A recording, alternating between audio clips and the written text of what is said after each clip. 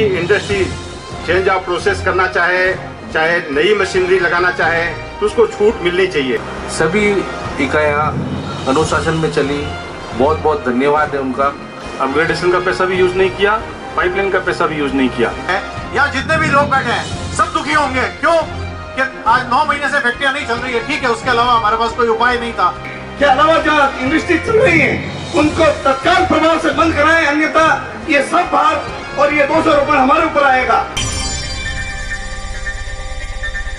10 माह बाद पाली के टेक्सटाइल फैक्ट्रियों को शुरू करने के लिए सीटीपी द्वारा 600 उद्योगों के मालिकों के साथ किए विचार मंथन पर फैक्ट न्यूज के इस विशेष एपिसोड में आपका स्वागत।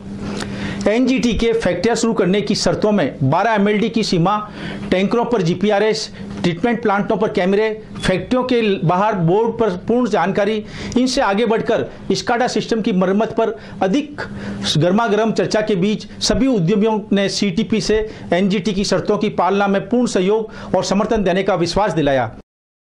सीटीपी के अध्यक्ष सुरेश गुप्ता द्वारा अगले 6 माह में सभी 6 ट्रीटमेंट प्लांटों के अपग्रेडेशन का सपना साकार करने में एसपीडी का नाम लेते ही शांत सभा में प्रश्नों की बौछार होने लगी। अध्यक्ष जी से नाराज उद्यमियों और ट्रस्ट के पुराने सदस्यों को सीटीपी सचिव अशोक लोढ़ा और सह सचिव सूर्य प्रकाश चोपड़ा ने प्राइवेट कंपनी को ठेका देने की बात से शांत किया।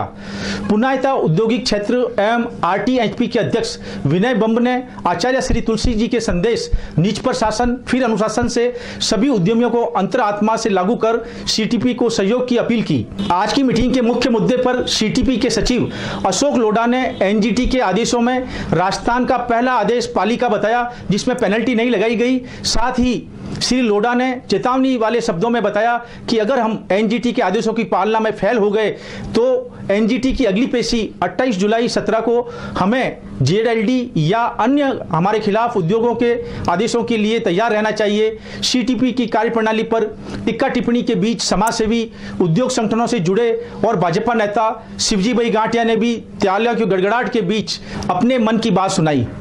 करोड़ों के बजट और केंद्रीय अनुदान वाली सीटीपी के खर्चों पर कुछ पूर्व ट्रस्टियों की टिक्का टिप्पणी पर सीटीपी के कोषाध्यक्ष प्रमोद लसोड़ ने 31/12/2016 जब चार्ज लिया तब से आज तक का हिसाब, बैंक, एफडी, केंद्रीय मदद, गारंटी रकम सभी को मंच से पेश कर साबित कर दिया कि आज की सीटीपी और पहले वालों में यही फर्क है।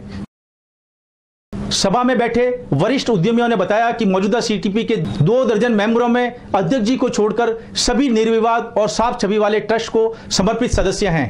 कि हमें जो आदेश मिला है टर्सरी लेवल तक पानी ट्रीट कर पानी छोड़ना है। हमारे पास 6 प्लांट हैं। ट्रीटमेंट प्लांट नंबर 6 ही टर्सरी लेवल पर बना हुआ है। 6 नंबर प्लांट की कैपेसिटी 12 एमएलडी है।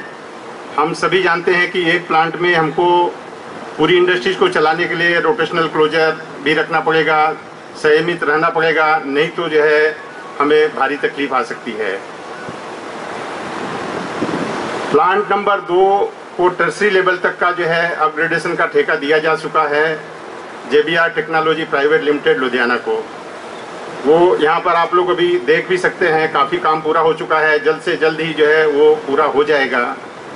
प्लांट नंबर 4 और 5 का डीपीआर बनाने के लिए दे दिया गया है।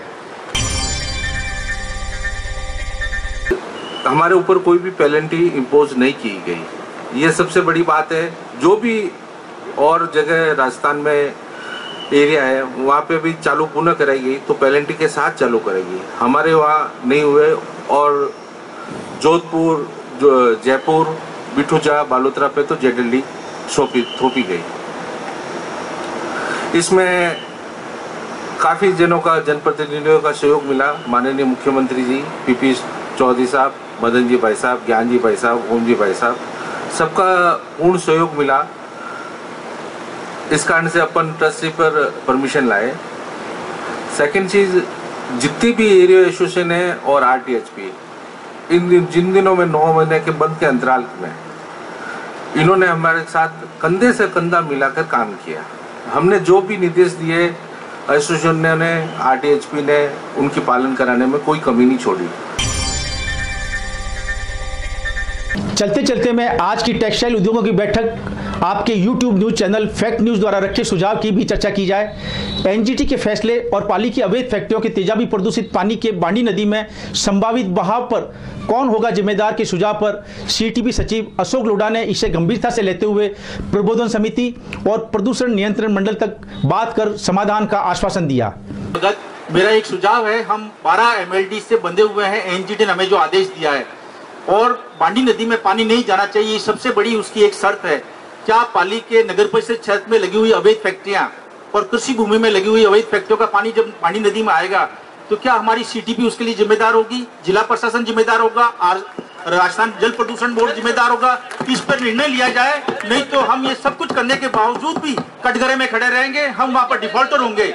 ये मुद्दा सबसे महत्वपूर्ण है, क्योंकि हम अपनी फैक्ट्रियों को, अपने मेंबर्स को बांध सकते हैं, वो आजाद पंछी जो है उनको हम नहीं बांध सकते। वहां का पानी कौन जिम्मेदार होगा? मेरा अध्यक्ष महोदय से यह अनुरोध है कि इसके ऊपर खूब अच्छी तरह से आप मनन करें और इसके लिए जिला प्रशासन को अलग से एक गाइडलाइन तय करें, जिससे प्रबंधन समिति, जिला प्रशासन और प्रदूषण नियंत्रण मंडल इनके ऊपर कंट्रोल करें। हम तो बहुत कंट्रोल में रह जाएंगे। बहुत बहुत शुक्रिया। इसमें अब्दुल सत्तार जी, कल कलेक्टर साहब से मीटिंग हुई थी, उन्होंने ये पॉइंट रखा था, आपने जो रखा है उसमें हमने स्पष्ट मना कर दिया कि जो औद्योगिक एरिया में, रिकॉग्नाइज्ड एरिया में इंडस्ट्री है, हम उन्हीं का पानी लेंगे, हम दूसरे का पानी नहीं लेंगे। दूसरी इंडस्ट्री अगर कहीं लगती है तो उसकी जवाबदारी कलेक्टर, जिला प्रशासन की होगी, आरपीसीबी की होगी, हमारी कोई जवाबदारी नहीं है।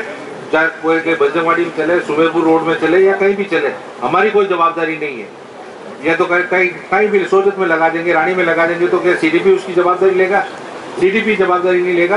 हमें एनजीटी जिस तरह से बांध रही है, आप भी इस बात के ऊपर जिला प्रशासन को बांधे कि नदी में आने वाले पानी की जिम्मेवारी हमारी नहीं है। नहीं, बिल्कुल 100%। हम 12 MLD तक है, 12 हमारा डिस्चार्ज होगा, वहां तक हमारी जवाबदारी। वहां पे भी मॉनिटरिंग कैमरे लग चुके हैं और वो कैमरे द्वारा रिकॉर्डिंग वो सब आरपीसीबी और कलेक्टर साहब देखेंगे।